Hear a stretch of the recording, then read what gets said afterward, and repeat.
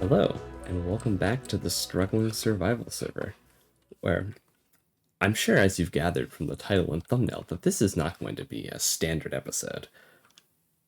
But I did have to toss together a little build for today's movie review. So this right here, it's modeled after like a Victorian theater. And, well, from this side, it looks done. If we just kind of mosey around over here, I've still got some work to do. We're not going to look at the back. But I am currently out of time for, this is as much building as I can do before recording the meat of this episode. So I think this is pretty good. It works. It works. And most importantly, the interior, the setting for the rest of today's special episode is done. So, I got a lobby area, 3 floors, but then this is probably one of the best interiors I've ever made. There, I'm tooting my own horn again. Check this out. Now, yes, there is a bat because I think the game thinks this is a cave, but we're just gonna deal with that. Check this out. I love this space. I'm especially proud of this little ceiling art here. I dragged Max on a little adventure with me to get those 4 diamond ores. It took us quite a while, but I think it was worth it. It really, honestly, part of me thinks that this being so detailed is a bit of a design flaw in the room, because the goal of this room is to draw your eye to the stage, but this just looks so cool. I find myself staring at the ceiling more than I am staring at, the place I'm supposed to be staring at, even though this was all illuminated to make it glow and pop. Yeah. Oops. I'm so happy with this. Glazed terracotta is incredible. It's incredible. It's incredible. We hop up on the stage here too. I'm really, really happy as well with how the different levels, seating areas, how this turned out. And of course, up there, it's a little too bright because that's daylight, since I have a wandering trader trap in the wall. So that's daylight since I don't have the roof on here yet. So once the roof's on, the lighting is gonna be a lot more like these bottom 2. This place is so moody. I was really actually playing around with controlling lighting in here, and I think it turned out really cool. I'm super happy with this. And also, this entire building, this entire interior should be spawn proof. I'm 99% certain. I have some ender chests in here. These are actually very important, and they're emitting light to make this lobby spawn proof.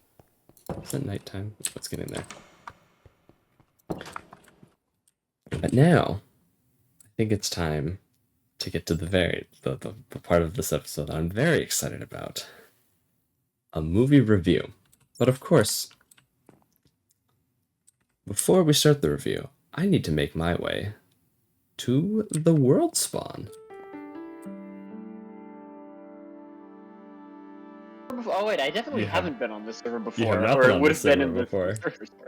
But here, Oh boy, I'm really to right help here, me I am. review a movie, is my good friend, narrator Bob, who doesn't play much Minecraft, but does watch horrifying amounts of movies. So I figured this is Hi. the perfect way to drag him onto this server. Wait, we're already recording. Oh, you know it! Was that it? Was that the take? Yep. Great. How's my audio? I forgot to ask before we started because I thought we weren't starting yet. Oh, it's fine. I'll fix it in post. Okay. Yeah. Great. Yeah, I wasn't sure if I should switch to my mic, but then we would have whatever the room echo here is. So. Yeah. Oh, it's fine. It's fine. I assume we'll cut that various discussion, but I guess it's up to you, Yeah. the editor. Oh, you know it is. So, yeah, we're just gonna head back. Okay. And onwards to the recording booth.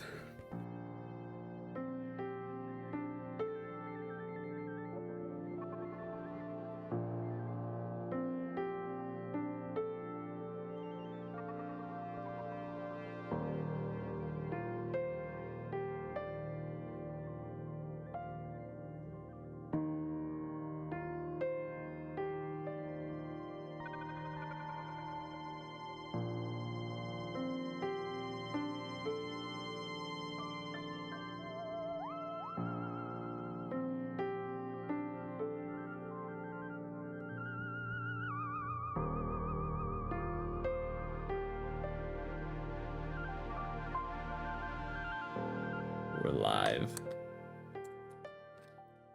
Ah. And the new building is getting used before it's even done. They Hello. don't have to know that. Oh, they already know. Probably. Oh. Assuming you edited it that way. Yeah, it really is all on me right now. Or it will Yeah, be all on that's how me I in like it. post. I'm just here to provide content for the content hole. Heck yeah. Alrighty, pulling up my notes as well. So, we have each seen the Minecraft movie. And I wanted to start That's off true. this little discussion by just asking, what was your, like, general first impression? Because, No, sorry, what were you okay, gonna say? yeah, because mine is just like, I think I left the theater, quite pleased. I think it's for me, I feel like it's somewhere in like the find a good range. Um, I quite enjoyed it. So I'm curious I to see what you had after you sent me that had a message really saying you're good gonna tear in a time new one. watching a Minecraft movie. I had a really good time. I was shocked. I thought it was going to be total slop, and like it's not, but it, it was really funny. I thought I was it was wild. I was worried that the only out there thing that they were going to have was the CG, Hmm. but they they Yeah. committed to the bit. Um, they committed to the bit. And so I left the movie satisfied, which does not mean that I think it's a good movie, which we can get into later. Yes, But yes. Of course. I was pleasantly surprised, and I would recommend it to people with time to spare who enjoy watching movies that are kind of bad but also funny. It is definitely a very funny bad movie. It's up there. It's up there with your incredible works of cinema, like your Cravens and your Madame Webs and the like. I would not put a Minecraft movie on the same level as Madam Web. I don't think. Okay, okay. Yeah, they're But as audiences might be able to pick up from my appearance here, I'm a comic book person, not a video game person. mm-hmm. That's fair. That's fair. I incredible films all around though. Alrighty. You don't want. I don't. I'm not going to start talking about Madam Web. But That's a future rest video. assured, audience, get in the comments if you want me to come back to this theater and explain in depth the good movie, or rather, the good 6-episode miniseries that I think is hidden within Madam Web. Let J Blocks know the content you want. Oh, I'm sure they will. Get in there. Do it. So one thing I'm curious about is to compare sort of our theatrical experiences. I believe we saw it with two pretty different crowds. So do you want to talk about yours briefly? Sure. Yeah. Yeah. So let's see. I saw my showing of the Minecraft movie was at 9 p.m. on a Saturday night. You know, and pulled into the parking lot. Substances were consumed not by me to enhance the enjoyment of the movie, and then we went into the theater, and it was all drunk college students, which is kind of exactly the crowd I was hoping for. We had like 7 guys show up wearing suits.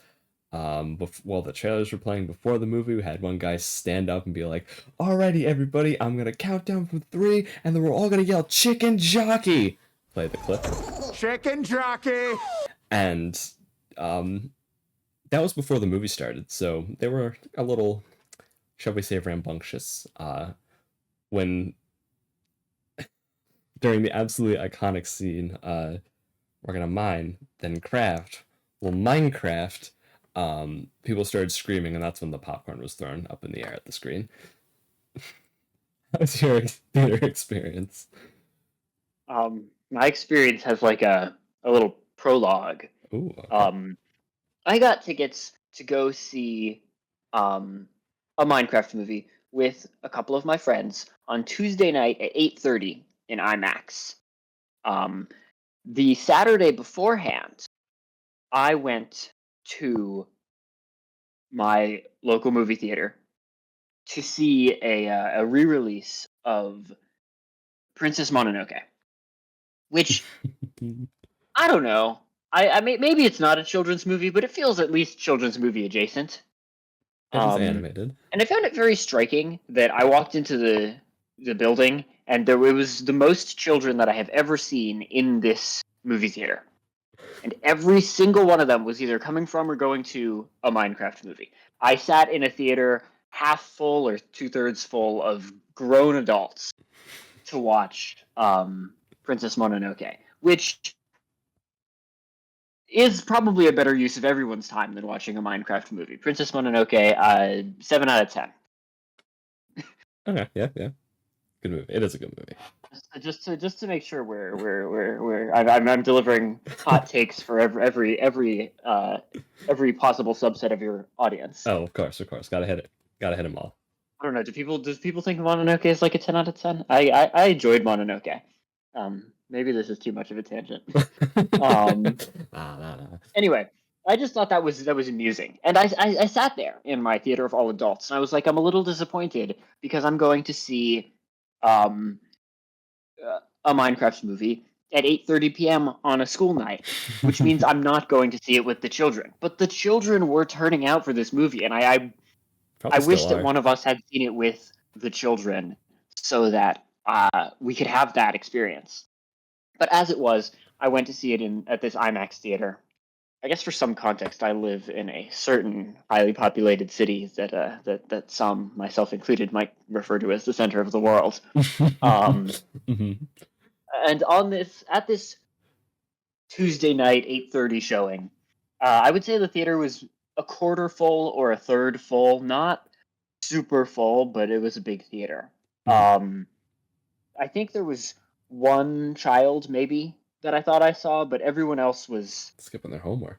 20s to maybe early 30s, but I think mostly just the full range of 20s. It's the real audience for this movie. Yeah, despite the fact, and I mean, I couldn't say for sure. I cannot attest to everyone's state of mind. I cannot attest to everyone's intoxication levels. Certainly, my friends and I were all sober. No one. It didn't strike me as like a particularly party heavy crowd like the college students that you were seeing it with, perhaps. Yeah. But still, despite the fact that this theater was a quarter or a third full of people who presumably all had to go to their jobs the next morning,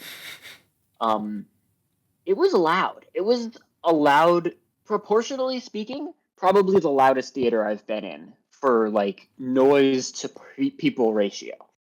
The whole theater applauded, I don't know, maybe 5 times. As they should. There was lots of out loud laughter. It was a very engaged audience, which is something that I always like to see. And one interesting thing I'll note: there was a lot of applause. There was a lot of hooting and hollering at certain parts. Dead silence. Chicken jockey. Dead silence. When Chicken Jockey was about to happen, there was a man sitting behind me who was so excited, and he turned to his friends and he was like, "Chicken Jockey, Chicken Jockey, Chicken Jockey," and then it finally happened. But I think it's an interesting thing about the scene. It's sort of Chicken Jockey. How it lands in the scene is sort of it's not like a moment. It sort of just happens, and the movie immediately continues. Yeah. And the build-up, it's also really unclear when it's going to happen. I feel like if it had been very clear that, like, exactly when Jack Black was going to say chicken jockey, I feel like maybe we would have gotten a big unanimous chicken jockey, but as it was, everyone was just kind of confused and underwhelmed, was the vibe I had in the theater by the delivery of chicken jockey. Yeah, that makes sense. Like, I remember, like, my theater, when they said the line, Chicken jockey! Everybody started, like, cheering, and then it kind of just, like, quieted down, because it's kind of, it's like, it's an action scene. Stuff's happening. But then, like, the big eruption was with Minecraft, because they actually, like, did build up to that. I would say the biggest applause in my theater was when Jack Black is riding on Jason Momoa, and they have to go through the little hole. And Jason Momoa says, "We've got to go nose to toes," and Jack Black's like, "No," and Jason Momoa's like, "Full man sandwich," and Jack Black's like, "I don't want to." We can roll the clip here. And when they made it through the hole, on the other side, the whole audience hooting, hollering, loud applause. Oh, that was the moment of the movie for my audience for sure. Yeah, I think my audience really only reacted to like the meme clips, like the I yearn for the mines, the Flint and Steel, I am Steve, all those things that I've been hearing. I don't think they didn't cheer for anything else in the movie, which I think is a little interesting. Interesting. Yeah, that's very interesting. My audience now, obviously, I haven't seen a lot of the marketing. Me neither. I couldn't say for sure what was and wasn't a meme clip. Like I heard about Chicken Jockey. I never even saw the Chicken Jockey clip until I was sitting in the theater. I only knew about it from like word of mouth. I knew that there was a Chicken Jockey thing, but not what it was. Same with Let's Mine Then Craft. Minecraft. And same. I think I had seen I Am Steve and I Yearn for the Mines, but like I don't know what people were reacting to as memes, and just I can say that for me, almost everything I was reacting to loudly was because it just struck me as hilarious in the moment.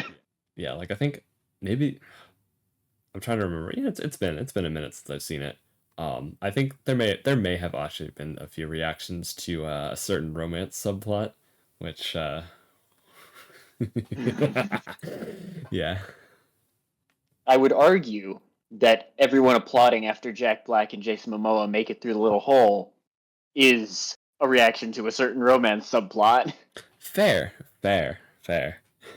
Just for the viewers at home, let's recall that it has been 6 days since Jack Black saw a Minecraft movie. It has. And things have gotten busy around here. All right. But luckily, I have 4 pages of notes to help guide my thoughts. Only 4. Ha! You simple-minded fool. I have 6 pages of notes, and it's only been 4 days since I saw the movie. I'm about to destroy you in this polite discussion of the film that we both like. Enjoyed? Had a good time at? It's better than my movie average of 0. For the viewers at home, although it has only been 4 days, is that true? It's on Tuesday, right? Yeah. Although it has only been 4 days, I have seen 2 movies since then, which I guess I could have seen more. Shoulda, coulda, woulda. So I've got another question, I guess. Okay. Who's your favorite character? Ooh. There is a correct answer. There is. Oh, okay. Hold on. I have to see if I wrote down his name. I might need to look up his name. Who? I know all the names. Except for Danielle Brooks' character. I never figured out her name. I did have to look up some names for. Okay, give me. I swear his character had a name. But okay. What, the villager? Yes. He's got. I swear it's like a name that starts with an L, but he's just on IMDb. He's just credited as Nitwit. But that he's my favorite character. He's a favorite character. He's supposed to be one of my favorite actors. I mean, like how I can't. There's no other option, really. It's kind of that subplot is kind of everything I wanted that movie to be. I do really appreciate a good Jennifer Coolidge subplot. Yeah. That was sort of when the villager first walked through the portal, I sort of expected that to be more consequential. But it wasn't. As soon as the villager walked through that portal, I was like, oh my god, it's gonna be Jennifer Coolidge. Yeah, well, there are only 4 other characters that are humans. So like going in, I knew I hadn't seen like any of the trailers, and then I realized I learned very close to actually seeing the movie that Jennifer Coolidge is going to be in it. And then my guess was like she's going to have, based entirely off of her performance in The White Lotus, my assumption was that she was going to either like voice a villager or be villager related. And then she appeared in human form in the intro, and then the villager walked through the portal and it's like, oh, I know where this is going, and it did not disappoint. That's good. That's good. Spoilers, by the way. Now let me tell you why you're. Yeah, maybe we should put a disclaimer at the beginning of this. Yeah, probably. Yeah, let me tell you why you're wrong. Oh, snap. Actually, see, you made a pick that like isn't as wrong as I was thinking it would be. Okay. You picked like a random side character with nothing going on. Hey, he had a lot going on. It was the emotional core of the movie.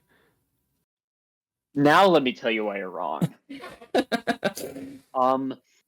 This movie is really fascinating because as soon as he shows up, it really feels like the movie thinks. To me, it felt like the movie thought that Henry was the protagonist.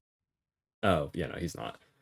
But I think the only person who really has a character arc is Jason Momoa. Yeah. Barrett, the garbage man. Yeah. Hometown hero. I think the character arcs in this movie really fascinate me. Or the character arcs that it tries to pretend that it has. Yeah. Steve is fascinating because Steve, his character arc, if you can call it that, because he doesn't. There's not really a lot of motivation for the things that he does, but his character arc is, on paper, basically just touch grass. He spends too much time playing Minecraft. Whoa. Objectively, the end of the movie, Yeah. he has learned that he spends too much time playing Minecraft and he needs to go out into the real world. He says to what's her name, the pig lady. He says, building things, building things is harder than destroying things. Which I would like to point out, textually speaking, if we look at the text here, not true. Building things and destroying things seem to be about the same difficulty in this movie. And then he says to Henry, as Henry is leaving, he says to Henry, are you sure you don't want to stay here? It's so much harder to build things out there in the real world. Are you sure you don't want to stay here in Minecraft and build things here with me? And Henry says, no, I'm going to go build things in the real world even though it's hard. Which is also fascinating to me because, again, if we look at the movie, if we examine the movie, it isn't. He doesn't build that much in the real world, but he builds it all really easily. And he does build a jetpack. Has a single afternoon build montage where he successfully creates a functioning jetpack. / bomb. And it only doesn't work because it's sabotaged. And then it takes him, we instantly cut to him having finished building it a second time after he returns to the real world at the end of the movie. And so it sort of leads to this sort of nonsense, like the stated character arc for both Henry and Steve is that they are sort of oppressed in the real world for their creativity. And they face all these unreasonable challenges. And so Minecraft is this escape where they can be perfectly creative. With Steve, this is more substantiated than with Henry. Steve, at least they have the decency to show us that he gets he's not allowed in the mine. And then he gets a job as a doorknob salesman, right? Yeah. Which kind of feels like the movie making fun of itself. That's like the most generic, like, here, corporate job bad, and then they move on. And we never mention the fact that how he became a doorknob salesman. We never again explore the fact that he was a doorknob salesman. Yeah, it's just It's purely shorthand. like one shot of him sighing in an office. Yeah, I found that scene very funny. Yeah. I found it very funny New when Minecraft canon just dropped. when he's in an office. The whole introduction, except for Garrett, every introduction felt so like it couldn't even take itself seriously. Yeah. The scene when we first see Henry and Natalie is delivering all this exposition to Henry that Henry would already know, just Yeah. sort of recapping why they're in Chugsworth, Idaho. Yeah. Really sad that that mom died. Like all that. Yeah. She's like not And even a it's like, character, really. oh boy, I have things to say about Natalie. We can circle back to her. She has on paper a character arc. Yeah. Yeah. She needs to learn that she can, she needs to learn that Henry is actually okay, and she should let him be creative, which is kind of an odd thing. Well, I'll circle back to that. Okay. But yeah, but the way they do that exposition, I feel like, and I could be wrong here. I've only seen one other movie by this director. A Minecraft movie was directed by Jared Hess, the same person who directed Napoleon Dynamite, and I felt like I sort of saw a connection between the two, especially in these openings, where like Napoleon Dynamite, not a movie I love terrifically. I think it has its moments, but it very much has this kind of awkward dialogue method that somehow I felt like was coming through here. Like, this is not directed. The directing of this is not taking it seriously. The directing of this is playing up the sort of inherent self-parody that the opening scenes in the real world are. Yeah. And I appreciated that. Yeah, it's definitely like very odd. Like going into, I haven't seen any of his other, like Jared has his other stuff. I kind of went into this expecting it to be like a very, very average like kids movie. Like hit all of like those like typical like kids movie beats, like um and it kind of did, but like also like things happened like very fast, and I feel like it kind of just like wanted to get to the more so like the spectacle of like, isn't this just like insane? That's what a sheep looks like in this world, that sort of thing. So it was like a little weird, like they just kind of like, especially in the intro there, like they zoomed through everybody's, or like most of like the introductions, except of course for your boy Jason Momoa, who got like an actual tragic backstory. He's the most fully real character. He is. I've got another question, and this one's a big question. I think we can chew on for a while. Okay. And I am going somewhere with this, probably evidently. So this movie, I think it's fair to say, everything is about creativity. Steve flees to the Minecraft world looking for a creative outlet.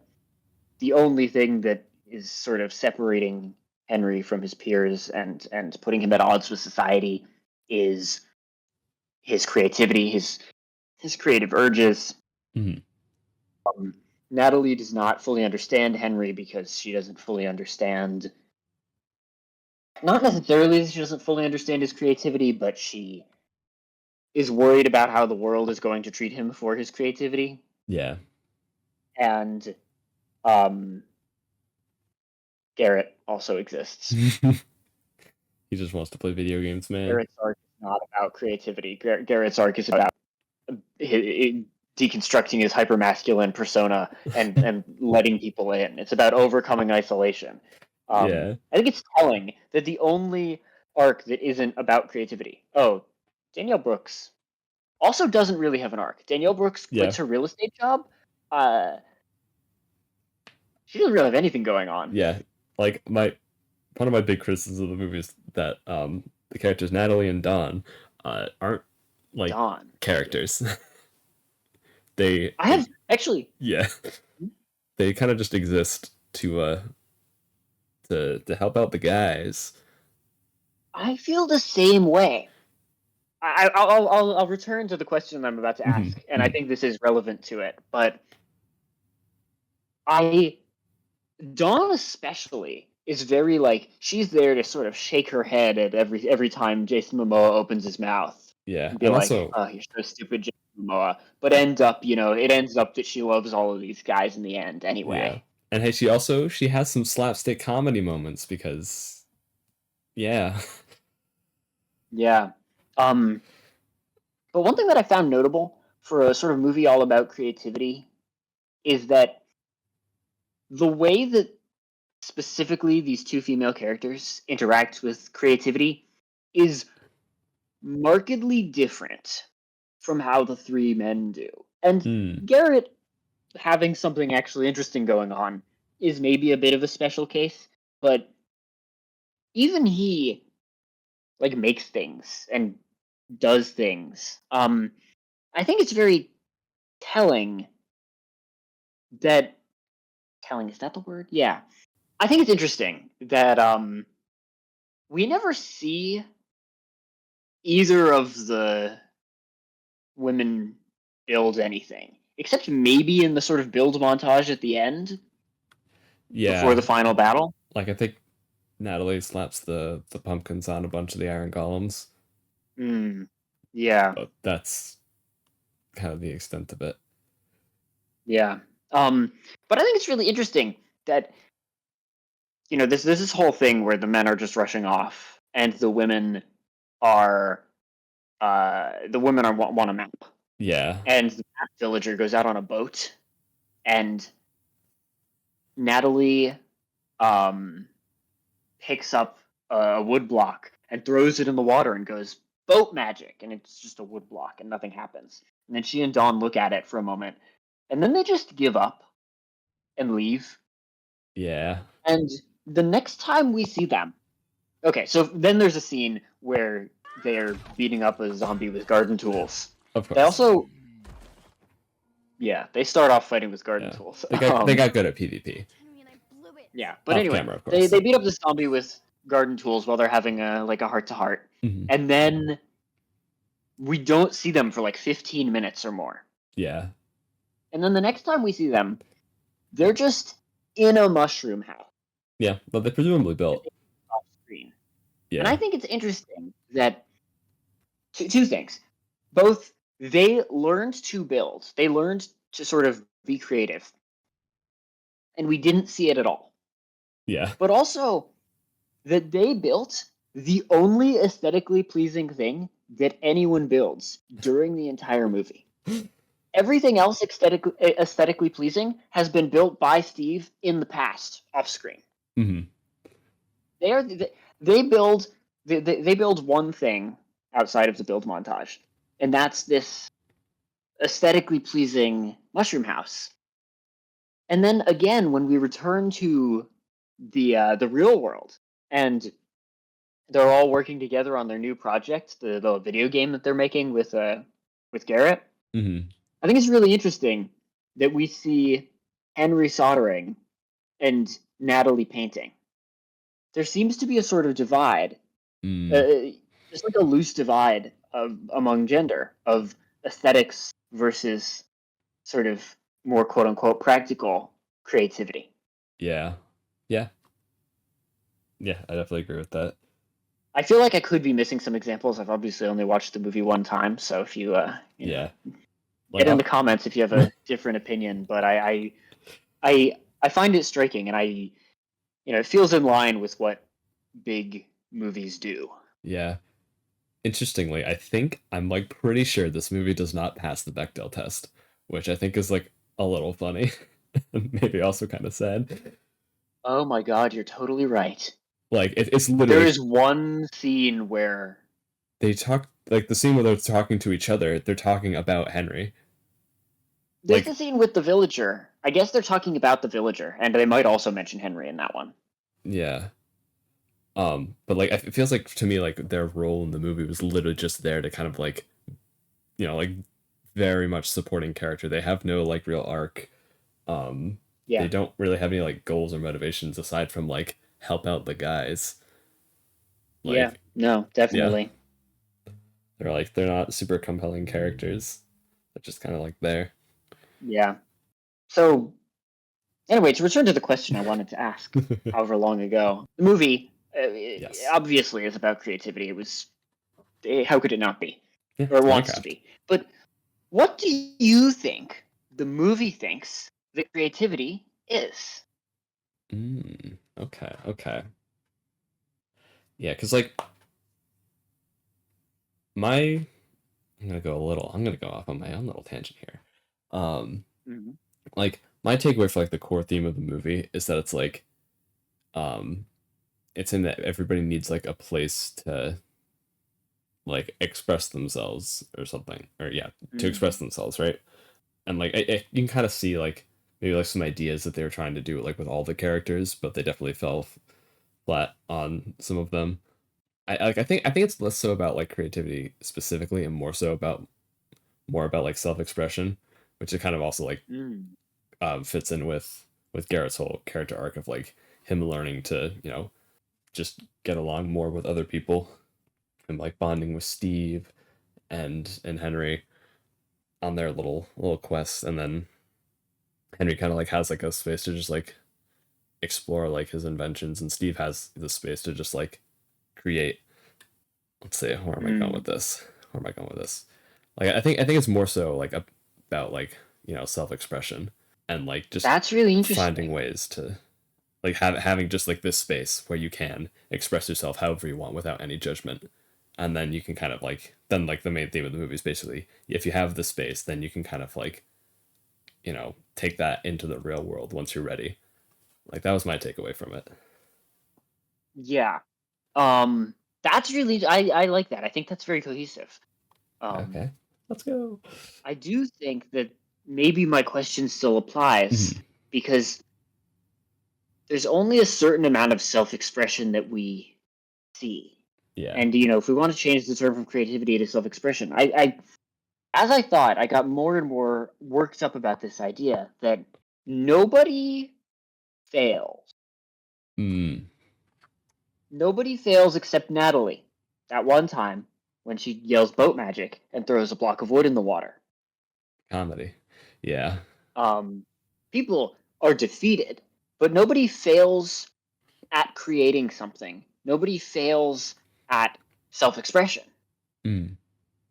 Um, and I guess I was thinking more about, I was thinking, about creativity here, but I think it's really fascinating that for a game where we're constantly looking through aesthetically pleasing things that Steve has made, Mm-hmm.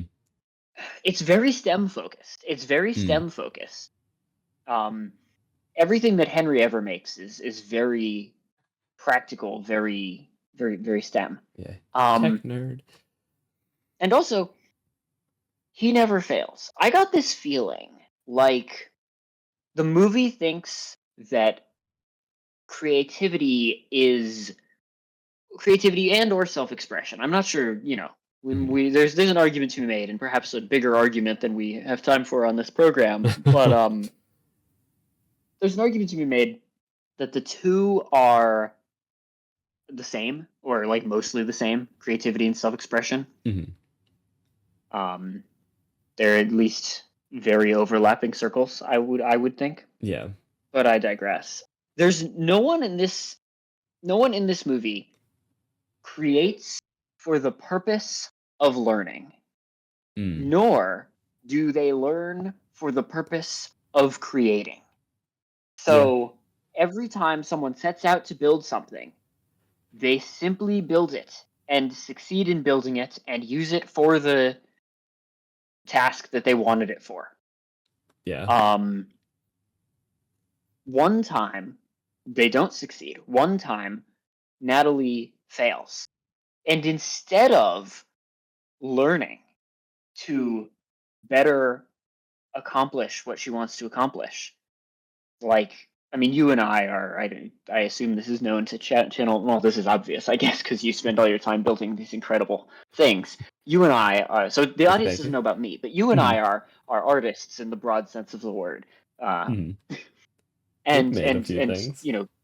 creatives, and we make art and put it out into the world. And so I have very strong feelings about this, about the creative process as a process of discovery. Yeah. And the both sometimes I create something and I learn from the process of creating it. Mhm. Sometimes I want to create something that I can't do, and I have to learn to create it. Yeah. That is not so here. Everyone who is creative knows everything about everything that they ever want to accomplish. There's no curiosity. Yeah. Yeah. That's true. I think it's a big weakness of the movie that I'm going to bring up a banger official channel recommendation. Yo. I'm making an official channel recommendation from a YouTube channel that I do not own. But Hundreds of Beavers. Oh my. Yeah. No. Hundreds of Beavers is Recommendation endorsed. the greatest video game adaptation of all time. Yeah. Yeah. It will probably never be dethroned, and it's not even based on a video game. It's incredible. But everyone go pause the video and watch Hundreds of Beavers. I think it's free on YouTube with ads. I heard that as well. I will put a link in the description. Yes. It is incredible. And okay. So, okay, dear viewer. So information about Hundreds of Beavers. It is incredibly strange, very unconventional. Don't look up anything about it. I will show an image, a relevant image for the movie to try and sum up its vibe, and it'll be there. Just go watch it. Go watch it on your own. It's even better if you can get like a group of friends together, just have a movie night. It's incredible. It is incredible. It's one of the funniest movies you will ever watch. And it's just like a weird indie movie made by like this guy in his backyard in Wisconsin. It's so good. It's so good. Like it's the kind of thing that I personally like dream of making one day. It's a work of art. It's incredible. And I will say it's just, you don't need to know anything more than the title, because the title is true. The title is so accurate. Yeah. There's not much more. It's the title. It is what it says on the tin. I love a movie that just is what it says on the tin. Yeah, you just go watch it, have a good time. Yeah. The reason I bring up Hundreds of Beavers, and you don't actually have to go pause and watch right now. I will keep this spoiler free. Mm-hmm. But Hundreds of Beavers is a very cyclical movie. It captures the feeling of learning the rules of a video game, and you do things and you learn more and more, and you learn to apply the things that you've learned more and more. And absolutely. So what that means is you know exactly what the character knows. And so when the character does something really clever with the information that you both have, you go, wow, the character's really clever. That's really clever. Mm-hmm. Henry is the main engine of genius in this movie. We never come to understand the inner workings of his mind, which I think, given that he is positioned as the most important guy. He's the guy with the cube. Yeah. The orb, I should say. Is kind of a major missed opportunity at the very least. And the thing about Minecraft is they're constantly showing off. They're constantly like, look, the rules of this world are just like the rules in Minecraft. Trees look, can float. elytras. And and rockets, and it all works the way you think it does. A bucket clutch. What? And the bucket clutch. The bucket trick. Yeah. Every day. I mean, I haven't played Minecraft regularly in I don't know, at least 5 years, probably 7 or 10. And I was recognizing things and being like, this is, and I'm sure I missed most of the real like deep Minecraft references, but the movie was showing off that it was recreating the rules of the game Minecraft. Yeah. And yet, no one learns the rules and then applies the rules. As soon as we get one instance. Henry accidentally runs into a tree and breaks a block. Yeah. And then he learns that he can place that block, and he will and he extrapolates that he can build a building out of it. Yeah. But From there, That's enough Minecraft learning. from there, that's it. He's figured out the whole world. Yeah. Like, I think it's really. Oh, yeah, it's like, he shows him the crafting table, then boom, here's the potato tot gun thing. Yes, that's exactly what I was going to bring up. The tater tot gun is both wildly out of place, I feel like. Yeah.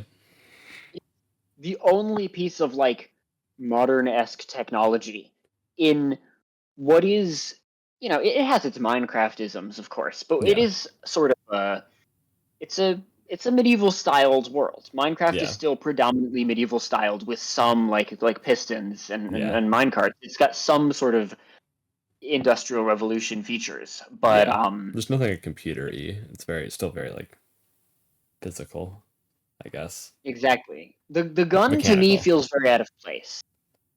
And it also feels like a violation of what we've learned so far. And a violation of what I know about Minecraft. Which isn't to say that, maybe they needed, maybe inventing a new crafting recipe is a great way to show that Henry is really smart. Oh well. It's an easy way to show that Henry's really smart because he's good at inventing things. But Minecraft is actually not a game about inventing things, at least not on the crafting scale. Yeah. You don't invent objects in Minecraft. You invent structures. Yeah. But of course, there's only so many relevant structures that can be built in was it an hour and a half or 2 hours? Like 90 minutes. 90 minutes. Yeah, in 90 minutes, like there's only so many important structures you can build. They build two, as far as I can recall. They build the first tower when they're there on the first night, and then the mushroom house off screen. Yeah. But we haven't, we're not seeing a satisfying application of Henry's curiosity and the things that he's learned about this very rules-based world. He's just doing arbitrary things. He puts a pair of shoes on top of a block of iron, and it turns into a golem. That's not a real mechanic, right? Oh, it's not. It's not. It's like, what the heck? And it's like, at least have make like a wither or something fun and exciting. This is just magic that follows no rules, and one might argue that most of Minecraft is just like arbitrary recipes and like things that have been hodgepodge together. I suppose it doesn't make Henry seem smart; it makes everyone else seem stupid. Like if putting any two objects together automatically combines them in a rational way, why is no one else doing it? Yeah, because like as you can tell, I play a lot of Minecraft, and like going off that, like I think a lot of the fun of this game is like figuring out like clever ways to use the materials the very limited materials you have. Like that's why I think it's like such a fun little creative outlet, because you're given like kind of a restricted like palette of things. Like this table, for example, like to get this table shape, it's a piston extended, and you have a carpet on top to cover up the pistonness of it and help it blend in. Like these chairs, to get them actually sittable, you put a minecart in so you can actually sit down on them, and then have enough, the iron door is a thin backing for it, and then you have the slab to kind of help give it a bit more structure. But you have to kind of like, there's no chair block. You have to like, you have these limited materials, and then it's basically just like pushing and see what you can do with them, which is why like whenever they add like a new block into this game, like there's so many new like options, especially if it has like a weird interaction. Like trying to think of like a good example off the top of my head. We'll go like glow lichen. Like it's just like a weird block that you can place on top of other blocks, and you get interesting textures. So like on the roof here, if you look directly up, I used the glow lichen to make like kind of a mix between white and this like greenish blue, which then like ties into everything else around it. And so like with like the glow lichen and the resin, they unlock this like new layer for like building specifically. You can kind of like layer textures and colors and stuff, but it's still working within that like limited system that you're given. And I think that's that's the magic of Minecraft. Yeah, there's at one point they go and they accidentally stumble upon Jack Black's creeper farm. Hmm. And he goes, "My creeper farm." And the audience all points at the screens and goes, "It's a creeper farm, I've like in made one of Minecraft." those. I've never made one of. I've never like built a functioning farm, or at least like I don't know, maybe on a skyblock once. But Cobstone mob generator. farms, hostile mob farms, have always been to me one of the most impressive things that Hmm. people like you are really good at building stuff in Minecraft do, because they're all unintentional. No one designed the mobs and the blocks in Minecraft and was like, we're gonna make sure that there's a way to um to farm these mobs really efficiently. Hmm. No, these are interactions that people discovered, that people thought hard about the rules and were like, oh, I bet that that I can manipulate the system in this way. And then they Yeah. do, and it's really impressive. Yeah, creeper primes. Like creepers are like they're like slightly shorter than most 2 block tall mobs. So if you put a trap door, like if you have like a 2 block tall gap, put a trap door over it, that's the perfect height for a creeper to spawn. And you just dot pillars around to make it so it's not a wide enough area for a spider to spawn, and then only creepers spawn and you have a creeper farm. That's incredible. Like it's learning the rules of the Yeah. world and it's exploiting them. Yeah. And they don't patch this out of the game because that's the point. The point is to provide a set of rules and let the user base go crazy. Yeah. But there's none of that in this movie. Yeah. I don't think. Iron Golem with boots, potato gun. Yeah. Yeah. They don't build anything interesting. They don't build a TNT launcher. That might have been interesting. That would have been awesome. Yeah. Like I think, oh my god, building like one of those like, instead of like having just like the it's like Deus Ex Machina, that's like the it's suddenly happening thing. Yeah, Deus Ex Iron Golem, you actually have it build like one of those like slime block walking machines. That would have been cool. Yeah, and like people have built, you can build a flying machine with pistons, right? Oh yeah, like that's what those you probably haven't seen any of the videos. Like there's some you can extend like the magic of a flying machine. You can actually make like these massive structures that actually like have like the correct movement to like walk, so they like take steps using like flying machines and slime blocks and everything. That is so cool. I can send you a video. I find it really striking that a reference image up on they screen. have platforms. Oh, wow, that looks incredible! I can't believe it. Video is probably going to be long enough that I won't watch it, and I will never see what's on the screen. Maybe I'll send you a GIF or something. Thanks. I'm a real loyal follower of this channel. Make the videos for her. Try. Yeah, they hang these platforms under the ghasts. I assume that isn't a real mechanic.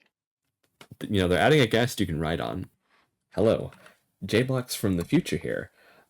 This review was recorded about 1 week before Mojang released the snapshot that added leashing boats to happy ghasts into the game, so platform ghasts are now actually vanilla.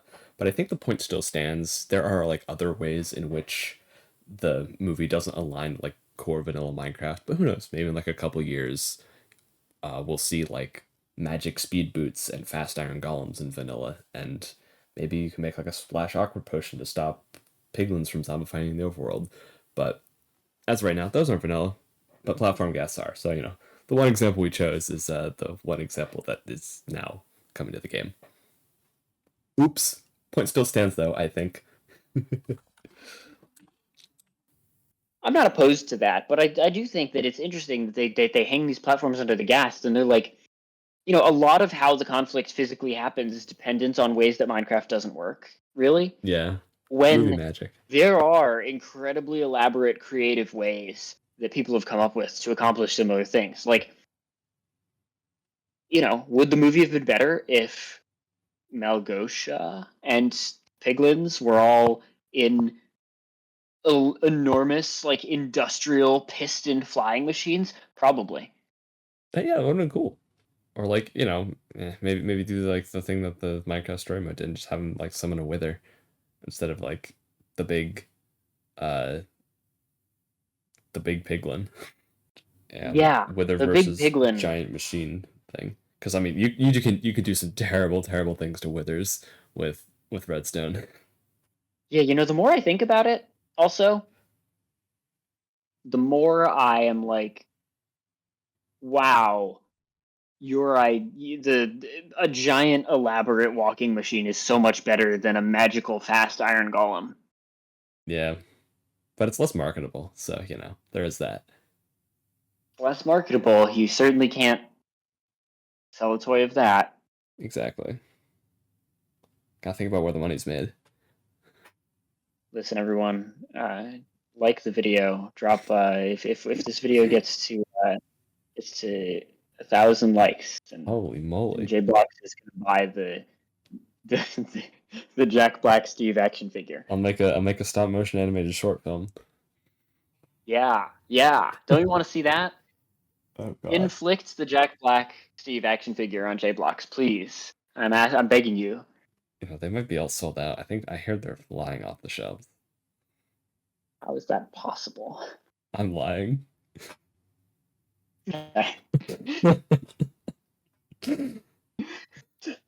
Anyway, one line that I really enjoyed was when that one kid goes, "My dad says math has been debunked."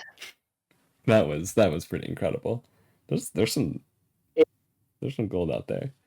Like, yeah, there's almost something really interesting that I feel like, again, a lot of the things that they sort of point towards are not really supported by the text. yeah, But I feel like there's something interesting, like, there's this like, oh, Steve and Henry are sort of oppressed for being so creative. And that's just not true. Only 2 kids take it personally that he's going to build this jetpack. Everyone else is demonstrably pretty excited about the jetpack, yeah, as evidenced by the fact that they're all watching anxiously to see what'll happen when he turns it on. and they all seem pretty enthused to the explosion that happened afterwards too. Like, Yeah, I don't went it's pretty just well. these two bullies. So, I don't think the text supports that he's oppressed. But like, imagine if it did. I feel like there's an interesting comment on maybe on anti-intellectualism here. I mean, Mm. my dad says math has been debunked is such a like, it's obviously poking fun at sort of internet conspiracy theories and anti-intellectualism that's running rampant in our society, really, Yeah, in the real world, in the real world. And I think that there is something interesting there to try and actually spin an oppression of creativity from a like deep suspicion. And I think these 2 bullies do have it, a deep suspicion of any creative act. yeah, But the fact is that most of the world just thinks that it's cool as hell when he makes something that's objectively cool as hell. yeah, yeah. Like, the real world definitely could have been a little meaner, I feel. He doesn't even get expelled for blowing up Chugsworth. Chugsworth, Yeah, the potato man, not to be confused with Chugsworth the town, which maybe would have been a funnier thing to blow up, but can't show that in a PG movie. Like, cause like I feel like it's in like the Minecraft dimension in the a Minecraft movie. My bad. It's like everything there's kind of like supposed to be like heightened and weird. Like, oh my gosh, this is kind of crazy. But then the real world is also kind of like that too. You get like little glimpses of that with like math has been debunked. I mean, he like blows up a factory. And the factory also has like this like giant cookie on it. Like there's also like this like Wait, isn't it potato chip? I thought it was a potato chip factory. it is. Yeah, I think. It's been a week. It's been a week. My mind's scrambled. Idaho. Yeah. Um, you know, We're definitely not in Idaho anymore. like even the I real think world. this is Wyoming. I was never here, okay? Iconic. Yeah, like even everything in the real world is kind of like still like kind of like a little heightened and weird.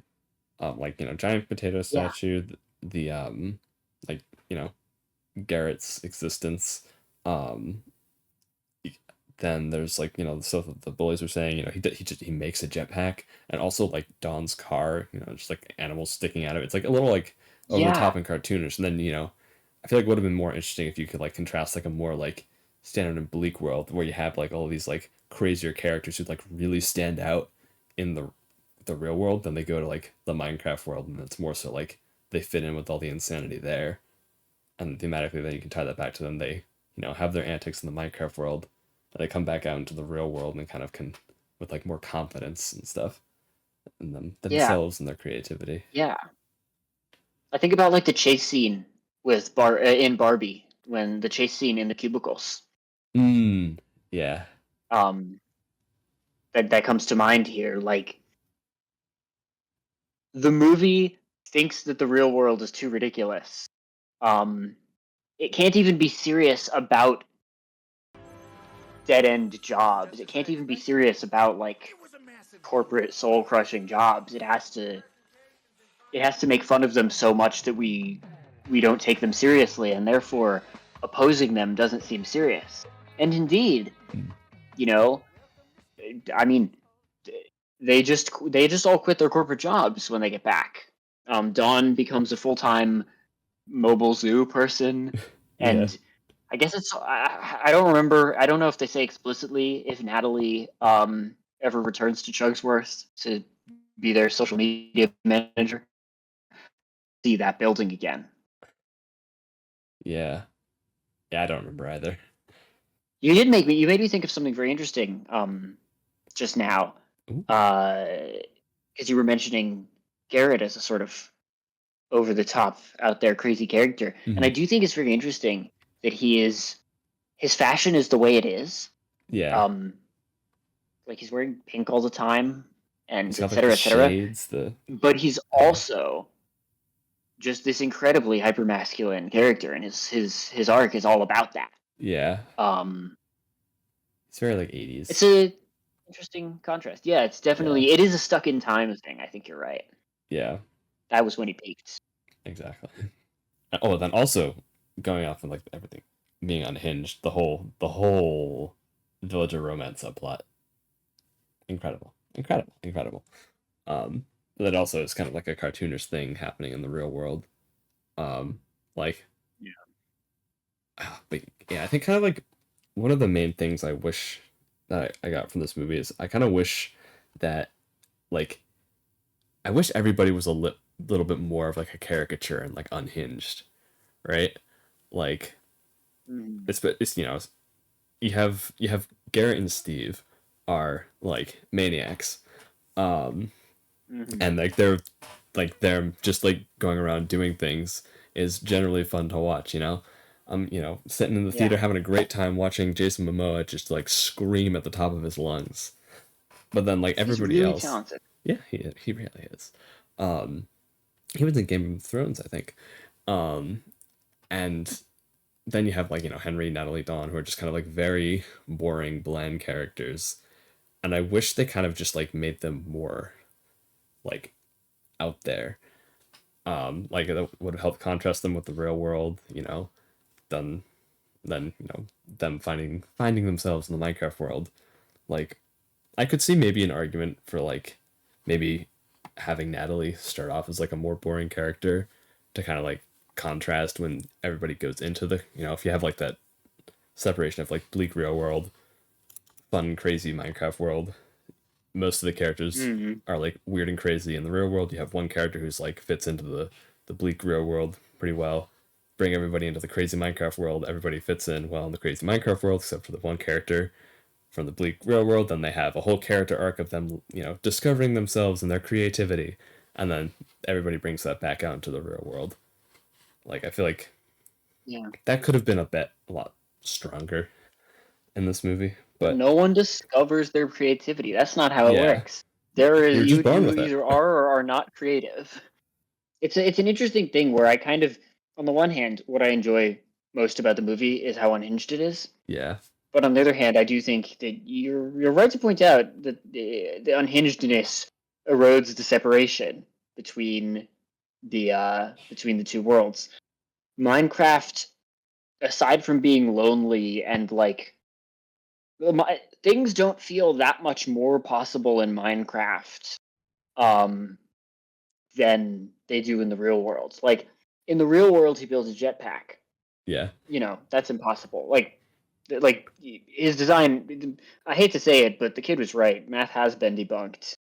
So true. That design would not work. But I'm willing to suspend my disbelief for that because I have some understanding of what's going on. Mhm. Contrast that with in the Minecraft world, I'm like, holy shit, where did that tater tot gun come from? Because I don't particularly understand the rules of the Minecraft world and how he was able to make a tater tot gun. So Yeah. I have trouble suspending my disbelief for the tater tot gun in the Minecraft world. I can suspend my disbelief for the jetpack in the real world. But the crazy thing is that the tater tot gun is really easy to imagine being buildable in the real world, like in the real world. Like Oh, you yeah. or I could build a tater tot gun that looks about like that and functions about like that very Yeah. easily, Oh, yeah. personally. So doable. And Little and like it's so interesting CO2 to me cartridge and a that dream. it feels like doing something that's something achievable feels like it breaks my suspension of disbelief in Minecraft, Mm-hmm. but I can suspend my disbelief for something unachievable in the real world. And I think that problem, the world's the difference in Minecraft is just that everything's cubed. Yeah. Otherwise, it's actually just the same as the real world. Yeah. Except in Minecraft, you can fly with just like 2 metal plates on your back, but the real world, you have to, use that cringe debunked math that everyone's been talking about. Yeah, yeah. I read a letterbox review where someone pointed out that elytras only come from the end. Is that true? Yes, you can only. So that implies that Steve has killed the Ender Dragon, Yeah. and that's just not relevant. Yeah, and like also to get to the end, you have to have gone to the Nether, which like granted he did go to the Nether, but like would have to gone to the Nether, gone to a fortress, killed a blaze, and he also you would have to kill some Endermen, and I think he said he only has killed like one Enderman. You see his Well, I only don't think Ender he Pearl get explicitly used. said that was his only Ender Pearl at the time. That That's true. presumably he had used another one in the past, or else how would he know what it did? That's fair. Yeah. But it's not a. There's a whole implied Again, it's journey like with the Elytra. it feels like it's showing off its rules, but it doesn't feel like it actually cares about working within them, which I Yeah. think would have allowed this movie to reach really its full potential. Yeah. Like that's kind of like that's actually kind of that aligns with like a note that I've written. It's like, I'm talking about all this stuff. Like I think there is actually like a really good and interesting movie in here. Um, and especially like with that whole message, like the message of like needing like a space for like creativity and self-expression. I think that is actually like an interesting message, and it's not like, is it not like the most mind blowing, oh my gosh, I never thought about it before, message in like a kids movie, but I think it is like it's an interesting and unique one that I haven't seen in any other movie, and it is also kind of like an ad for Minecraft at its core. Like, hey, you should have a creative space to be yourself in, and we just so happen to have this game title of the movie. But Yeah. um, Yeah. like, I really like that as an idea. yeah, like that there's something interesting there, and they didn't really lean into it, and instead they leaned in more to just like the spectacle of like, this is all crazy. Chicken jockey, flint and steel, I am Steve, Minecraft, like all of that. And I think they like it's really just condensed down to just get you to that as fast as possible. Like the intro stuff, it just kind of like happens. You have like all of these, you know, we have our main cast of like 5 characters. 3 of them are just kind of like boring. Um, but like, you know, the characters don't matter when it's all about the spectacle of like, look at this crazy world. And I think that's probably like part of why it is doing so well. It's just like it's leaning more into just the spectacle of it all rather than actually trying to like take more of a risk and go for like an interesting story. That's my those are like Yeah. kind of like my thought about that. That's really interesting. I like that angle a lot. I feel like I differ from you a little bit. Mhm. My ideal Minecraft movie, I think, we would be focusing a lot harder on Steve's touch grass arc, as I described it. Like Steve has fled from the world because it was difficult to create things in the world. It was difficult to do his self-expression. It was difficult to create the things he wanted to create in the real world. And I think that the movie is a lot about finding community. Yeah. Particularly, Steve leaves Minecraft because he has found a friend in Garrett, and also the rest of the cast, but mostly Garrett. And Garrett's character arc conclusion is that he's found this community that wants to hang out with him and help him with his store, and Yeah. and sort of there's this thing happening where, not that they don't explore it at all. It's barely relevant because clearly Henry is fine on his own. Yeah. But there's something in there about community making it easier to be creative. Absolutely. But they don't touch on that at all. I truly believe that. Oh yeah. Finding artistic community in my life has been a game changer for my creativity, for my work, my artistic work in the last several years. Oh, absolutely. Yeah. And I think that there could be something really powerful here about finding, Steve runs away from the world because it's really hard to make things there alone. But it gets so much easier when you're making things with other people. Even if you're like working on a solo project, like I have some friends who are novelists, and they're writing a lot, but they're writing a lot alone. Like obviously there's editors and beta readers at some stage. Yeah. But just like I think having creative community of like talking to people about what's on their mind about their novel, and like having I'm reading chapter by chapter a couple of these. Just like having the sort of supportive community to do the hard work with, to weather the trials and tribulations of being creative in modern society. Yeah. I truly believe that's so important. And I think that there's a really interesting thing to be, movie to be made there about Steve returning to the real world, because I do genuinely, I mean, not to discount like what you do, like you are a true artist in Minecraft, and there is a lot of community in Minecraft and people who appreciate your talent here, and the viewers at home are all here because you're really because you're really goddamn good at this. But Kind words. I don't know, the way I see it, and I'll fully admit that I'm just not a gamer. I gave up video games probably close to 6 or 7 years ago now.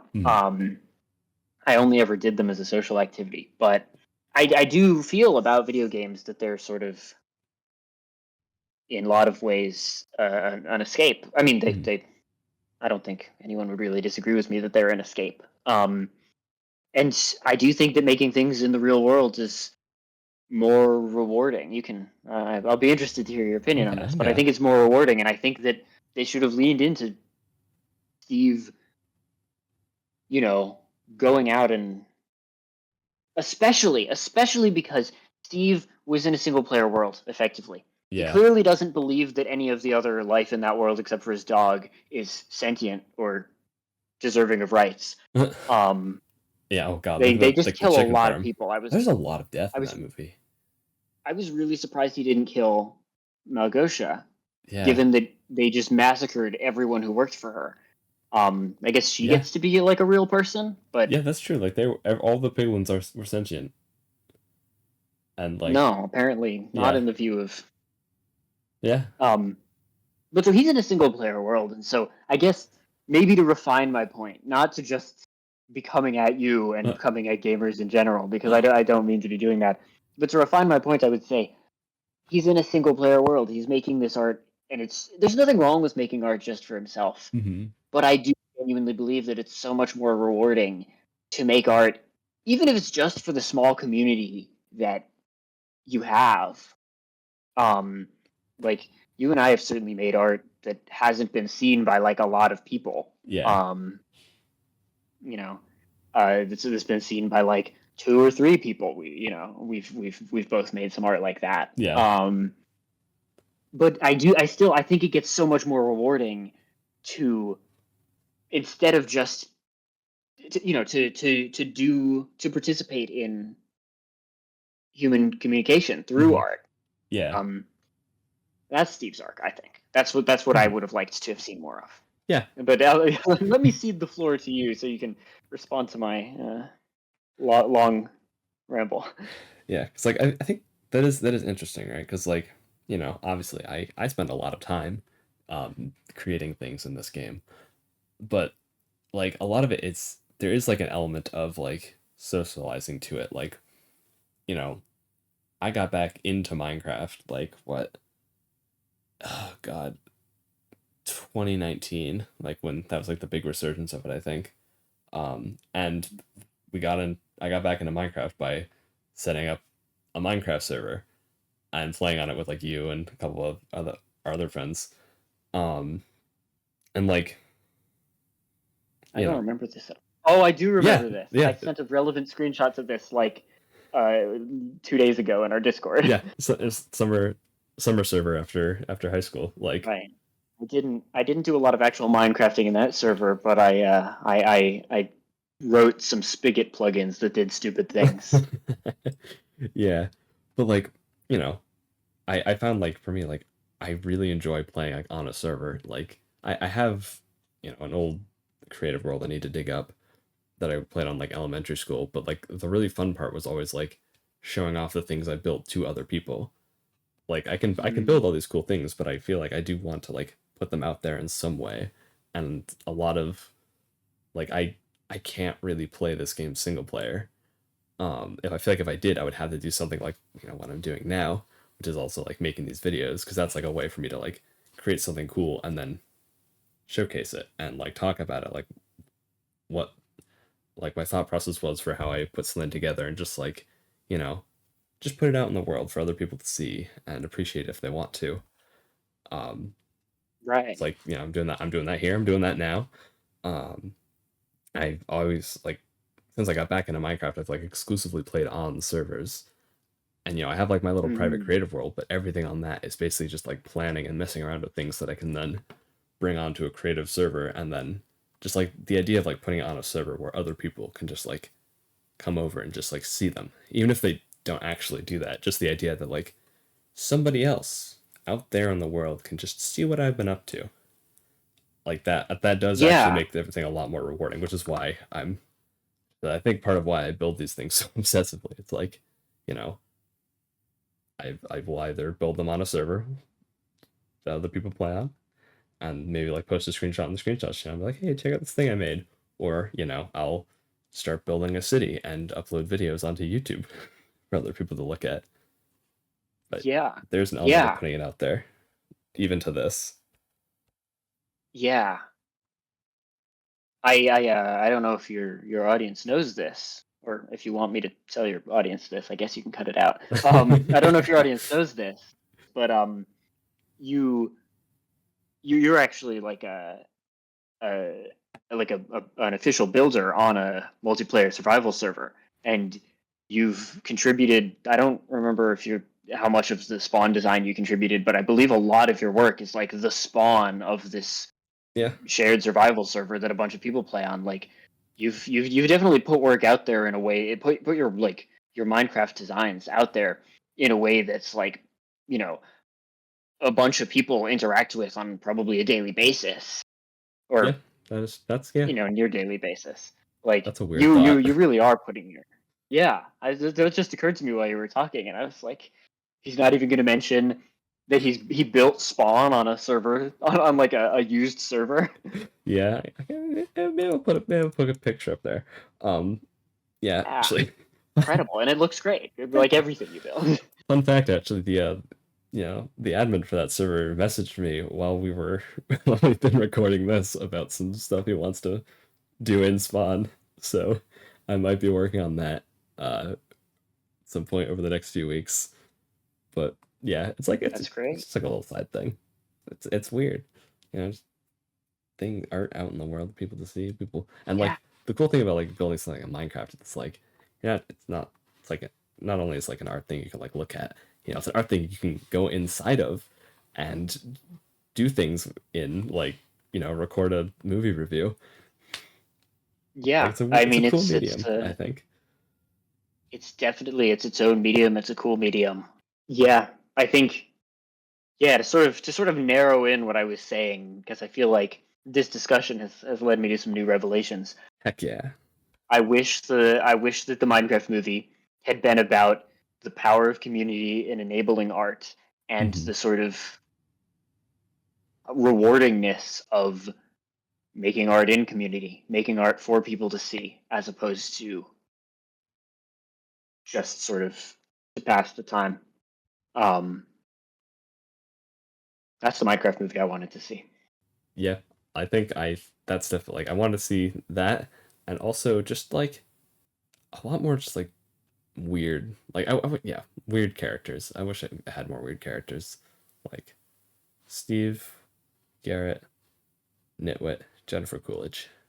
Those were all the out there characters this movie had. I wanted more. I wanted everyone to be weird. I don't know. Do we have any other thoughts that we want to go over about this experience of cinema? Yeah, I wrote something about getting a movie to showing a balance between the crazy stuff and the a more grounded emotional movie. And it's kind of you can either go on the scale of something I feel like what the Minecraft movie did is more so just spectacle. I kind of already talked about this, but would you describe I haven't seen it. Would you describe something like John Wick as just pure spectacle? Or Oh, you're asking me for takes. Yeah, I'm gonna lay one on you here. Oh, okay. John Wick. Some parts of the John Wick fandom, I've seen it said that John Wick is really good because it's just action. They do away with plots. And I don't know how or they do away with. They do the bare minimum story wise. Yeah. And that's what makes it so good. That's what makes it a resurgence of action. I don't think I agree with that, in the broad sense of. I think a lot of action movies, most great action movies, really benefit from having a concrete emotional story underneath. Whereas John Wick's story really simplifies to, wife dead, dog dead. Now he's mad.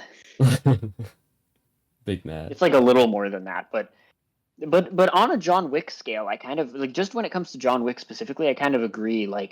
The worst part of the first John Wick movie is when he says all of the subtext out loud, and I'm like, you shouldn't. John Wick should not talk. John Wick. There's very little going on, and you should leave it all to subtext because that'll give your movie just a little bit of something to dig into.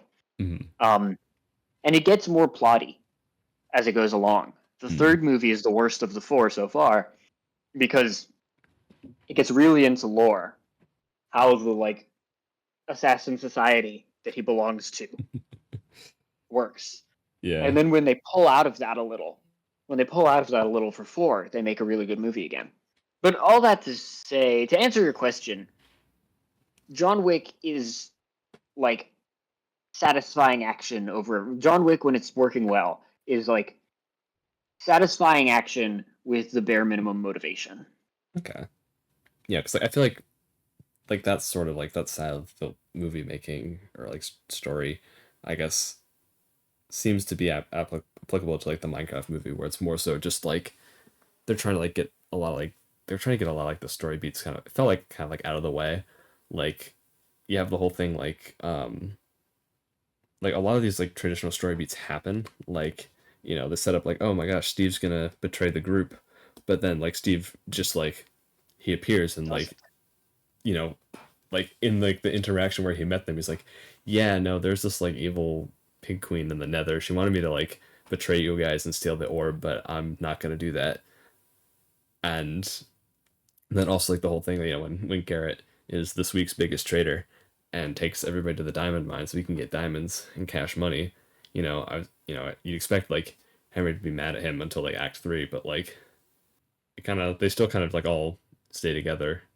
Like you have like the one line, it's like I'm mad at you, but they're still like they go to the mansion anyway. And it's like they happen, but then they don't like it doesn't result in like the standard or expected outcome, and then it just kind of like keeps going. And I feel like it's kind of like condenses all those story beats down to just like throw more like crazy live action Minecraft spectacle at you. I agree with that, definitely. I also think it's interesting that the things aren't very connected either. Like, it doesn't feel like Jason Momoa taking them a little out of the way to the mine is actually that much. I don't feel like it warrants the response that it gets. I feel like it gets that response because they feel like this is where they should have a falling out between Garrett and Henry. Yeah. But like, sorry, the guy's gonna lose his store. Like, it's 3 diamonds. Like, and it's not like this is life or death, right? It's not like there's any time pressure. The fact that they go out of their way, they take a they take a detour that costs them 15 minutes or something. I don't know how long time passes in that world, but it doesn't like go to day to night to day, so it hasn't been that long. Yeah. I don't think. They just have like the encounter with the piglins. Like it definitely incurs risk, but like this feels like it's not like his sister is being held hostage. His sister is in a mushroom house. Not that he knows it, but he doesn't have any reason to believe his sister is in danger. He doesn't seem to care about his sister at all, because when he was like, "What about Natalie?" and Steve was like, "They'll meet us at the mansion, whatever it's called." Yeah. And he's just like, "Okay," and doesn't mention her again. Yeah. And so like what it comes down to for me there is like there's no stakes here.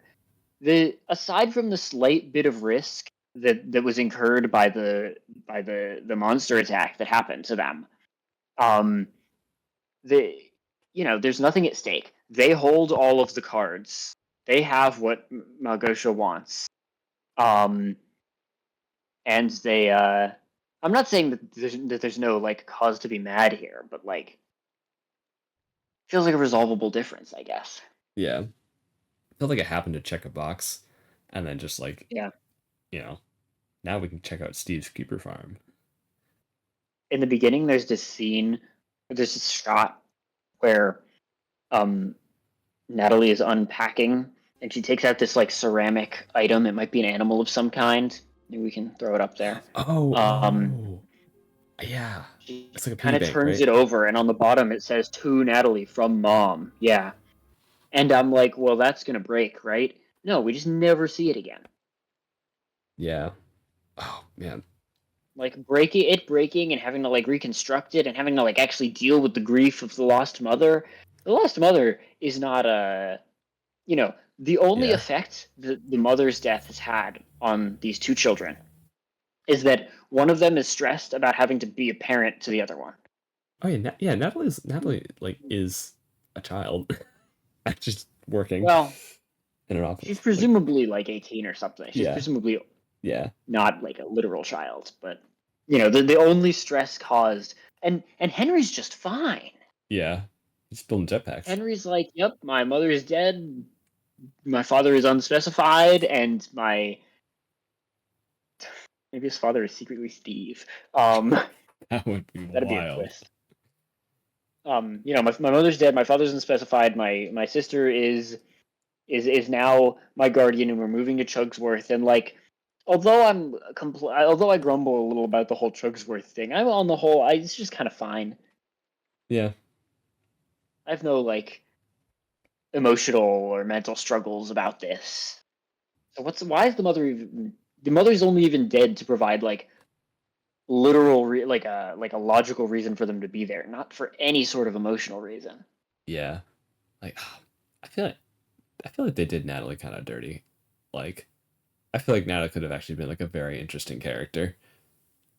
You know, have her be like the quote unquote normal character in the real world. Have her, you know, she is presumably still like quite young, you know, around 18. Like I've watched too many teen dramas and it's cooked my brain. And she's like, That's true. she's actually the actress who plays her is in a teen drama that's on Netflix that I've been meaning to watch. But like, Which one? Break. Okay, pause, hold. Like a British one. Let's see. Oh, she's in Wednesday. A Good Girl's Guide to Murder. That's the one. But like, the actress who plays her looks like, you know, like a paint and list, like a 20-something-year-old who's playing a high schooler. So I look at her character and think, oh, that's a high schooler. Wait, why is she in an office? So, you know, it's the teen drama brain rot. You know, we're all victims of that at some point in our lives. Sure, yeah.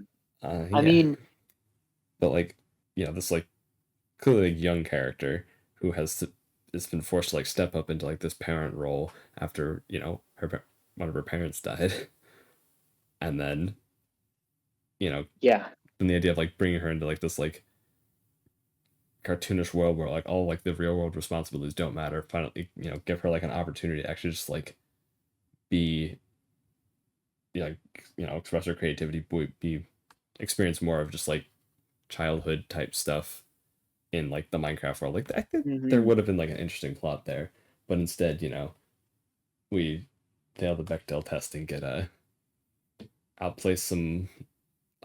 I hope Henry's okay. Let's play some pumpkins on these iron golems. there's something really interesting too, which is I think it's alluded to. Like she has to work. She has to work full time to support her brother and herself. Like she has been placed not only on a sort of emotional parenting burden, but like a financial burden. Yeah. That could be relevant here, but you know, But I guess maybe it doesn't explicitly say. I don't think that she leaves Chugsworth, so maybe she still has that job. Yeah, and like, you know, but I feel like you know the real world's just like so cartoonish over the top that none of like the implications of that aren't really felt, I guess. Yeah, I mean, there's no consequences for Henry for blowing up the Chugsworth guy. Yeah. Let him build another jetpack after that. Yeah, he built it at school the first time, which presumably means it was made of school material, school property, the jetpack. Yeah. And like, yeah. And also like I feel like there is like a way to like kind of blend those two ideas, I guess, like crazy spectacle movie and also like more serious movie with an emotional core. And I feel like, you know, what I have written down is like when you do that, you get something very special. Like, you know, the greatest television show of all time, Legends of Tomorrow. But also I feel like movies like Mad Max Fury Road and Godzilla -1, I feel like have like a good mix of that. Like Mad Max specifically Godzilla is like, -1 is a great example. Yeah. You know, like I also think Speed Racer. Mm. Speed Racer is like the ultimate that's the ultimate example for me so far of to compare this to is like it's this intense, colorful, like barrage with in many ways really cartoonish characters. Yeah. And this is the 2008 movie, by the way, for reference. Yes, the 2008 masterpiece, Speed Racer. Oh yeah. Which I recommend everyone watch. It is so what it does to cinema is like it's transcendent. It's a transcendent film. You know, the Wachowskis should be allowed to make whatever they want, and it seems like they are. So yeah, you know, that's great. But yeah, Speed Racer, you know, it's got cartoonish characters, it's got bright colors and a lot of action and spectacle and a lot of like look at this, and underneath it all, it is a really solid like emotional story. I believe in all of the relationships. I'm invested in sort of the core issues that are being explored. It can be done. Yeah. Yeah. And like then you get like a really, really good movie. Yeah, and all that, and it's a PG rated children's movie Yeah. adapted from a '60s anime, adapted from I think a manga, but I don't Probably. quote me on that. I've watched some of the old anime. It's fun. uh, yeah. Like that to me is like kind of what this movie could have been. Like something, yeah, something could have been something like spectacular, but or I guess I've been using the phrase it's like pure spectacle to describe it. So maybe spectacular is the wrong word, but like it could have been like a genuinely like I incredible movie. But instead we think have most movies like can. that's true. I don't Yeah. think there are a lot of intrinsically bad concepts. I think that the Minecraft movie was always stacked against it though. The deck was Yeah. always stacked against it. Oh yeah. Just because like It's the Minecraft movie, you you know. know they There's don't want the message to be go outside. And not again, we've as through our discussion, I've changed my opinion on whether the message should be purely go outside. But like they could not avoid having the message be a little bit go outside because it's sort of intrinsic to making a generic movie of this kind. yeah. But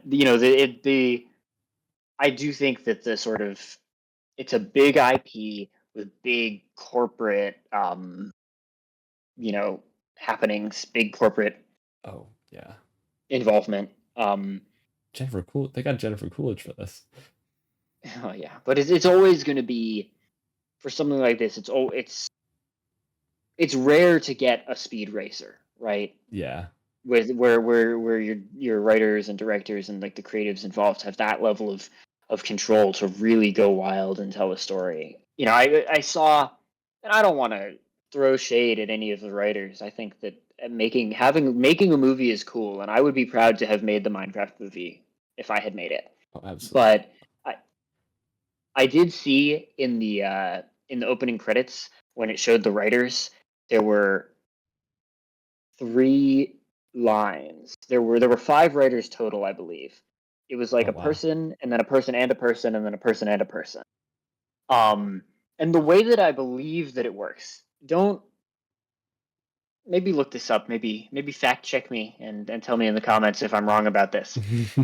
But I believe that the Writers Guild's rules are that the you'll see that there's 2 different ands used in these opening credits. Maybe we can throw the opening credits up Okay. there. Oh, yep. This writer image. We're freeze framing right at the perfect time. It's me, future J Blocks, back again. This one's a little weird. So, as you may have noticed with some of the clips that I've been using, like the movie clips in this review, you may have noticed that they seem a bit off.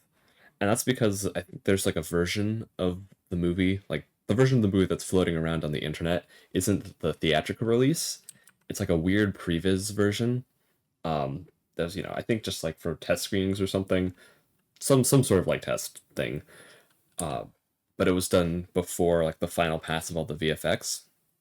And interestingly, I wasn't able to find like the opening credits from like a theatrical release of the movie, and the opening credits for this release, like this previs, have the writers listed as TBD, which is interesting. So I can't find any evidence to or like I can't find an image to, supplement narrator Bob's talking point about like the ampersands and the ands. But I think this whole TBD thing still supports what he's saying. Like every other like cast member name is there. You have producers, you have editors, you have the directors, you have like cinematographers, I think. All the cast is there except the writers, which I still think supports his argument that there was like a very strange, very corporate writing process for this film. Yeah, just an interesting thing of note, and that's why it's TBD instead of the writer, the example that we were talking about in this discussion. Back to your regularly scheduled video. Yeah. There's there's uh there's two different like delimiters used. One, if I recall correctly, one is and the word, and one is an ampersand. And basically what that means is these were three different drafts or three different versions where like one person or group of people wrote a screenplay, and then a different person or group of people wrote the screenplay. And that's why there's the second delimiter, is to delimit groups of people who did passes over the screenplay. And when you see like a bunch of different people involved in the screenplay, at least to me, it makes me think, wow, there were a lot of fingers in the pot here, you know? Yeah, that makes sense. There was a lot of like, we got something and we weren't satisfied with it, and instead of having someone else write something different, we had them fix it. We hired a different person to fix the first person's work, and then we hired a third person to fix the second person's work. Yeah. And I'm not saying it can't work. I'm sure there are great movies that have, those kinds of credits and that kind of structure. I'm just thinking Marvel. But I do think that to me it generally isn't a good sign. Yeah, that's fair.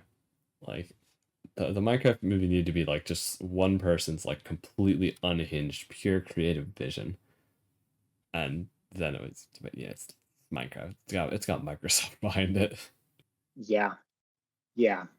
I think it's something that Barbie is an interesting example to bring up here, because for all its faults, and it has some faults, Barbie was a fun movie, a good movie, I thought. And it's, despite being a big property that probably had a bunch of restrictions on it, and obviously it's a car commercial for a while in the middle. Oh, yeah, of course.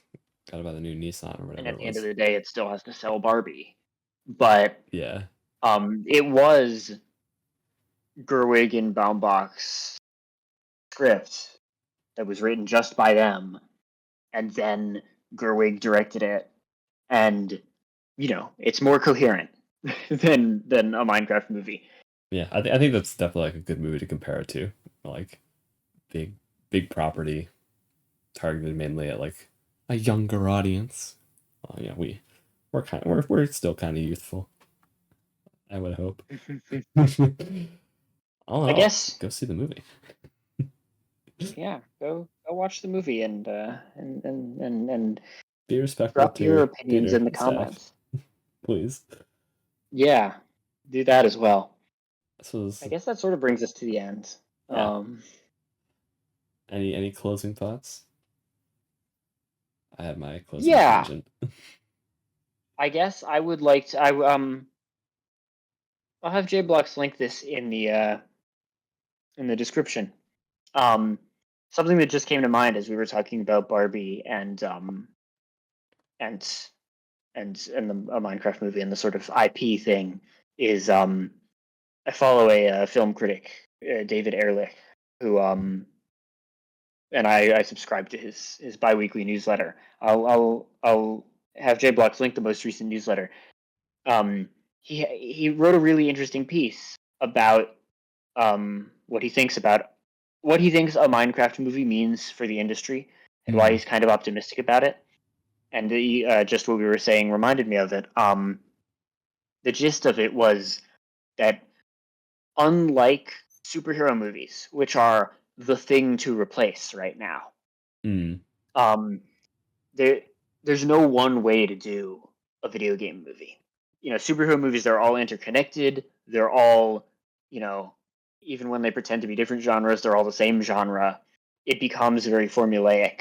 But he was optimistically thinking that video games vary so widely in genre when you adapt them, and there's sort of a rush to adapt them and to capitalize on the video game thing, following the Mario movie and Minecraft, like Sonic too. Oh, Sonic 3 was a masterpiece. I still gotta watch that. Oh my god, I'm Sonic Knuckles. 3 is the best of the trilogy. You haven't seen Knuckles. Um, You ain't seen nothing yet. I highly doubt Knuckles is the series Knuckles is better than Sonic 3. Knuckles the series has one episode that is a genuine masterpiece and one of the it's up there as one of the greatest episodes of television I've ever seen. All It's right. Well, it's good. It's worth a watch. It's a lot of it's very stupid, but there's some gold in there. yeah.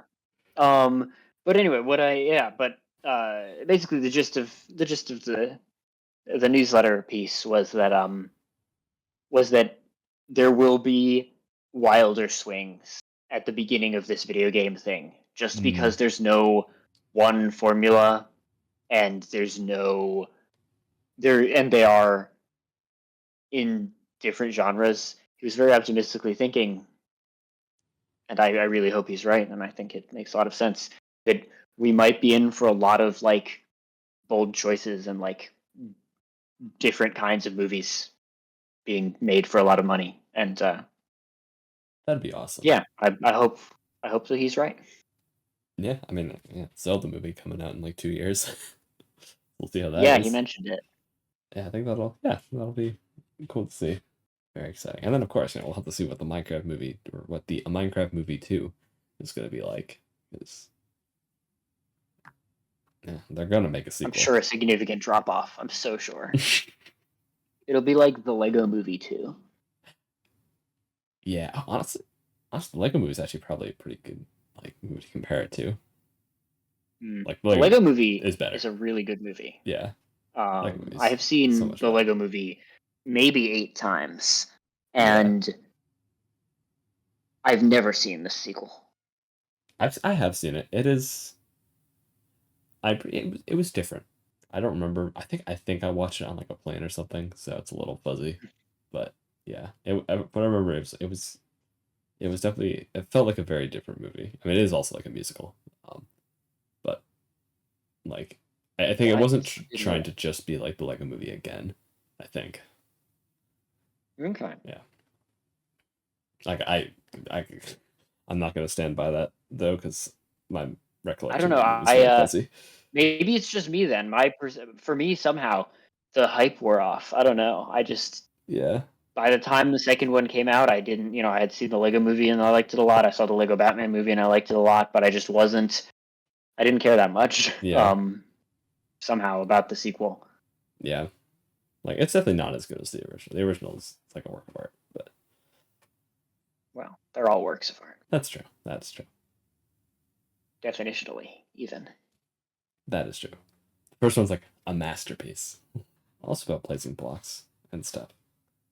Because they're made of Lego and stuff.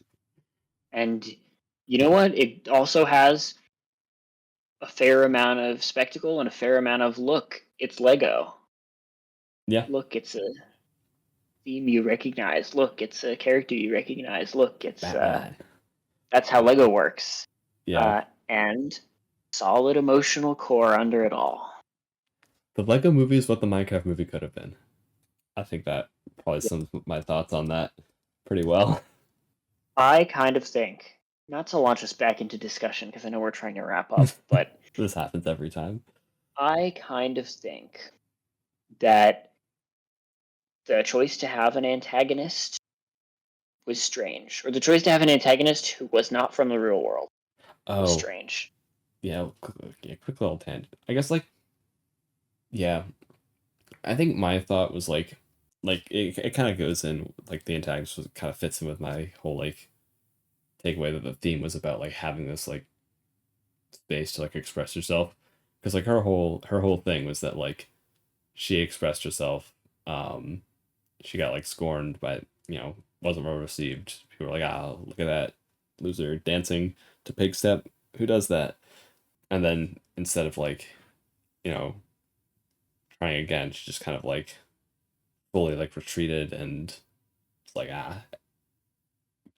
self-expression is bad, can't have any of that, and kind of like right. I'm trying to find like a good way to like phrase it, like kind of let the haters win. Right. And I feel like as an I antagonist, see that that, works for like the theme but that I interpreted from the movie.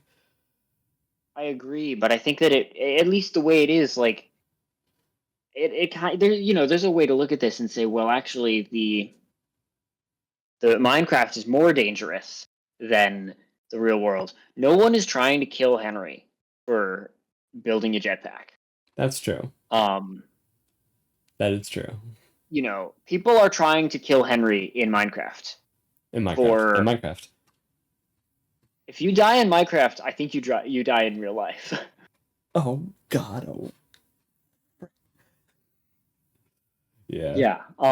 That's my read. There's nothing to indicate that we didn't. I really think that if you would just respawn in a bed, then they would have shown it. Yeah. And then they would have taken away all of the stakes immediately. So nothing would have mattered anymore. Because every other person who isn't from the real world dies instantly and actually dies. Like, permanently dies. Like in Minecraft. It would totally break everything. Yeah. Good choice, filmmakers. Good choice. So, I do think that Malgosha's presence, while I'm not opposed to like the idea of her in general, I feel like it's a lot of conflicting ideas. And if you want Minecraft to be the safe space, then making it literally more dangerous than the real world, not maybe the greatest choice. That's fair.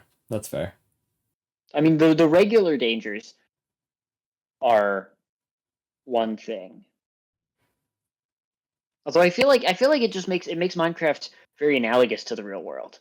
Because Minecraft also has this persistent force of entropy in the Endermen and these people actively trying to hurt you. I don't know. I think maybe we should leave it there because I think that it would take us a long time to try and narrow in on like the most coherent metaphor that we like the best and would like to have seen most used. I think we could talk for a long time trying to figure that one out. But suffice it to say that the metaphor that they do use is or are they even using a metaphor?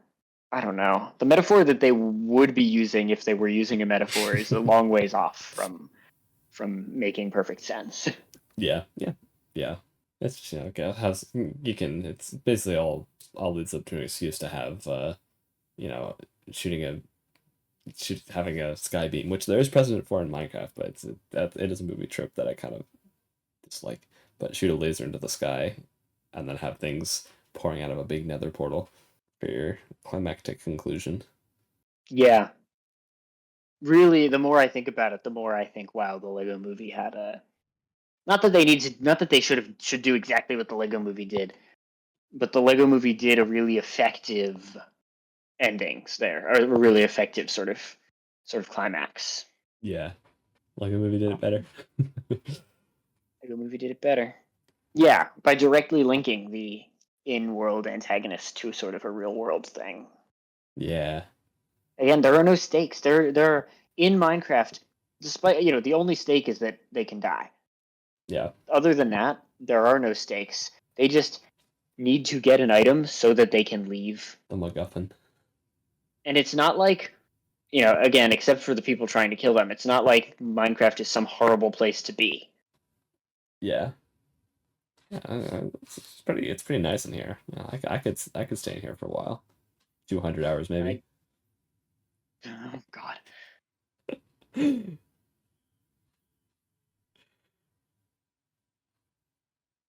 Well, it's a great game. You should get back into great. it. I think we solved the Minecraft movie. Yes, we did. This is it. Definitive. There's nothing else to be said or discussed from here.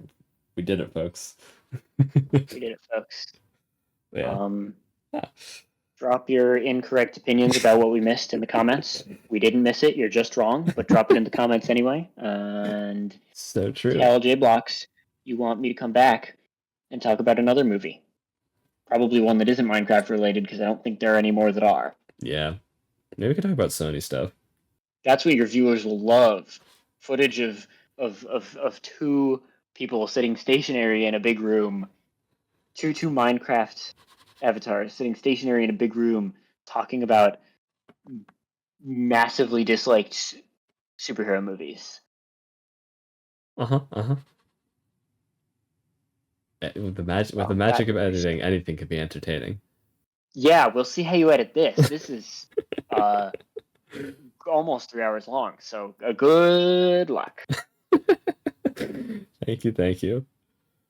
Oh, yeah. You go out first and see if it's nighttime. Oh, perfect. Thanks for stopping by. Much appreciated.